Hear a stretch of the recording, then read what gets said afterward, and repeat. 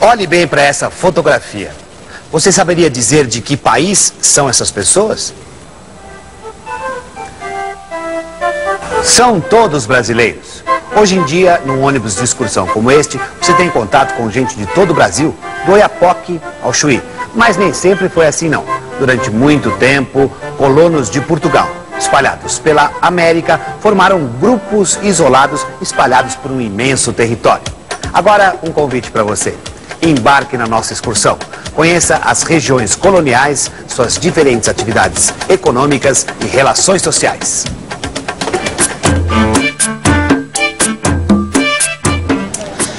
Deste terminal rodoviário partem e chegam ônibus de todas as regiões do Brasil. Se eu quisesse ir para Vacaria, que fica em Rio Grande do Sul, era só comprar uma passagem e embarcar.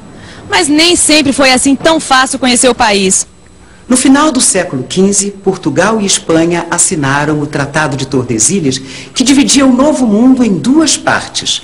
A região daqui para lá pertencia aos espanhóis e daqui para cá aos portugueses. Assim, quando chegaram ao Brasil em 1500, os portugueses só tinham direito a esta faixa de terra no litoral. Hoje o Brasil é assim, tem este contorno. Mas por que será que os portugueses romperam o Tratado de Tordesilhas? E como eles conseguiram aumentar tanto assim o nosso território colonial? As respostas para essas e outras perguntas estão na nossa aula de hoje.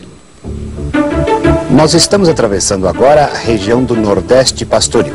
Esta região foi colonizada pelos portugueses a partir do século XVII. Como o próprio nome está dizendo, a região pastoril tinha pastos. Isto é, servia para a criação de gado.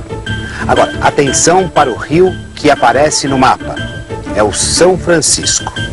Os rios eram muito importantes para a criação de gado, como dizia um escritor daquela época, Antonil. E por que as fazendas e os currais do gado se situam onde há largueza de campo e água sempre manente dos rios ou lagoas? Por isso, os currais da parte da Bahia estão postos na borda do rio de São Francisco, na do Rio das Velhas, na do Rio das Rãs, na do Rio Verde e outros rios, onde estão atualmente mais de 500 currais. Este texto é de Antonil, um escritor que viveu aqui no Brasil no século XVII. O senhor me dá uma licencinha? Como é que nós vamos indo assim, direto para o interior, sem antes passar pelo litoral, onde se plantava tanta cana? É a primeira vez que a senhora viaja conosco? É sim. O litoral e a lavoura açucareira, chamada Grande Lavoura, já foram estudados. A aula de hoje é sobre o interior. Aliás, interior é o que não falta no Brasil. Os colonizadores começaram a criar gado para apoiar a indústria açucareira. Os bois serviam de animais de tração para as moendas e o transporte de cargas, além de fornecerem alimento para as populações dos engenhos, é claro. As terras do litoral eram mais férteis e melhores para o plantio da cana. Por isso, desde o século XVII, a lavoura de cana-de-açúcar empurrou as fazendas de gado para o interior. Satisfeita, minha senhora? Mais ou menos. Acho que o senhor pode me esclarecer uma outra dúvida. Eu sei que nos engenhos, quem fazia quase todo o trabalho eram os escravos africanos. Tinha escravo suficiente para cuidar do gado no interior também? Bem, essa é uma questão interessante. Talvez valesse a pena a gente consultar o nosso especialista. Os trabalhos mais recentes da historiografia brasileira vêm demonstrando que tanto na agricultura quanto na pecuária predominou o trabalho escravo. Na pecuária, a família era fundamental. Com boiadas e currais espalhados por extensos campos, a fórmula encontrada pelos senhores foi estabelecer famílias nos currais, homem, mulher e crianças, que estabilizam o indivíduo, evitando fugas. Você é brasileira? Sou. De que região você é? Eu sou do sul. Mostra aqui que região é. Aqui, ó. Aqui embaixo. Mineira. Qual é um prato típico gaúcho? Churrasco.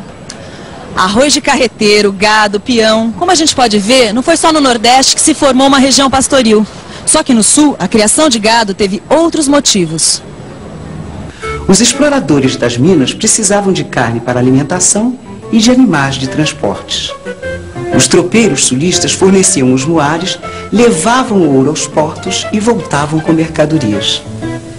Como podemos ver, neste mapa do Brasil no século XVII, duas grandes regiões se dedicaram à pecuária no Brasil colonial. O sertão do Nordeste desde o século XVII e os Campos Gerais do atual Rio Grande do Sul. Atenção, atenção, preparem suas máquinas fotográficas. Já estamos chegando na Amazônia. O senhor disse já? Eu achei que não ia chegar, mas nunca. Este é um país muito grande. E se a senhora acha que nós demoramos a chegar viajando neste ônibus ultramoderno, calcule a viagem do litoral até aqui no século XVII. Eu é que sei. Trabalho na extração da borracha e até hoje a selva é difícil de enfrentar. Tchê, eu estava aqui matutando. Aqui não tem pasto, não é verdade? Bah, não dá para criar gado. E muito menos para plantar cana. Por isso mesmo, quem primeiro se aventurou por aqui foram os padres que vieram catequizar os índios. Eles organizavam aldeias chamadas missões. E eles pertenciam a várias ordens diferentes religiosas, inclusive a dos jesuítas.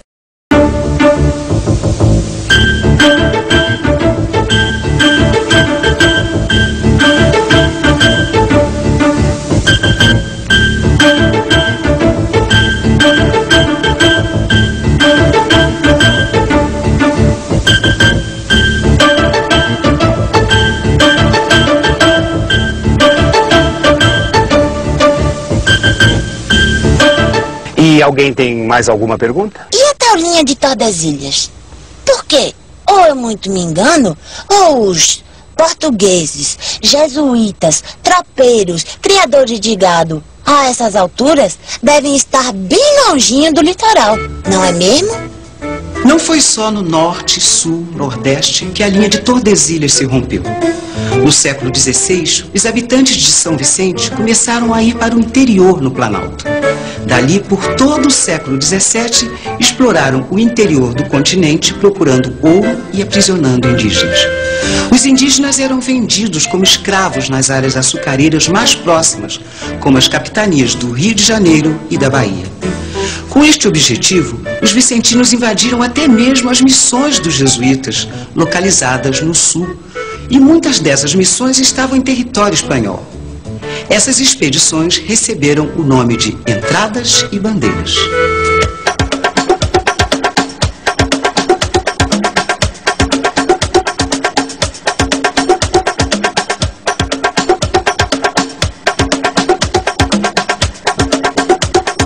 Quem foi a Anhanguera, você sabe?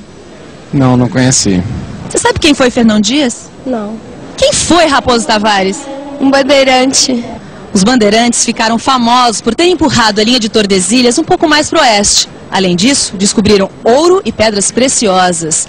A coroa portuguesa, sempre interessada em fazer sua colônia render, chegou a financiar algumas dessas expedições, que ficaram conhecidas como entradas. Já as bandeiras foram financiadas pelos próprios colonos. Agora vamos ver o que aconteceu com o mapa do Brasil a essa altura dos fatos. No século XVIII, um grande acontecimento modifica a relação da coroa de Portugal com a colônia. A descoberta de ouro e diamantes, onde estão hoje os estados de Minas Gerais, Mato Grosso e Goiás. Portugal passava por uma crise financeira grave. A riqueza da região das Minas era a solução. Nós estamos quase chegando a Minas Gerais. Os senhores sabem onde está Minas Gerais? Uai, Minas está onde sempre esteve, senhor. Não, eu disse historicamente, meu senhor.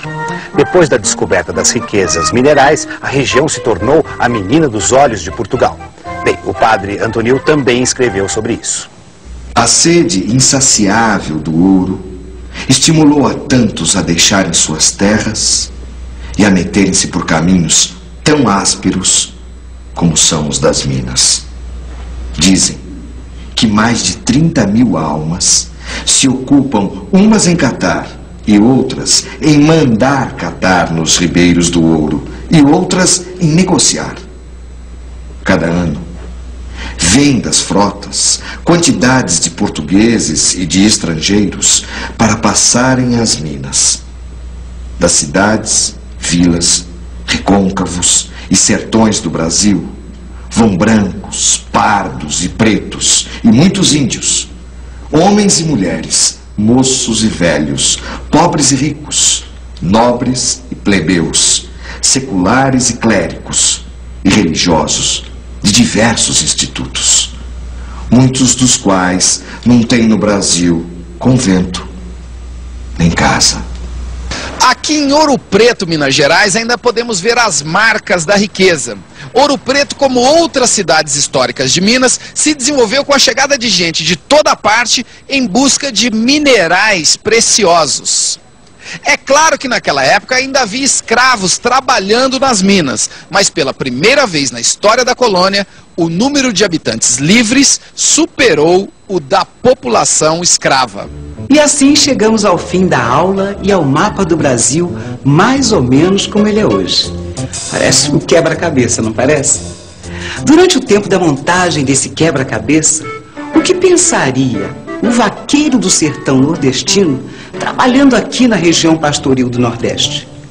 E o tropeiro do Sul? Ou ainda o índio procurando as drogas do sertão? O bandeirante se aventurando pelo interior? Ou ainda o garimpeiro explorando a região das minas? Será que algum deles se sentia de fato brasileiro?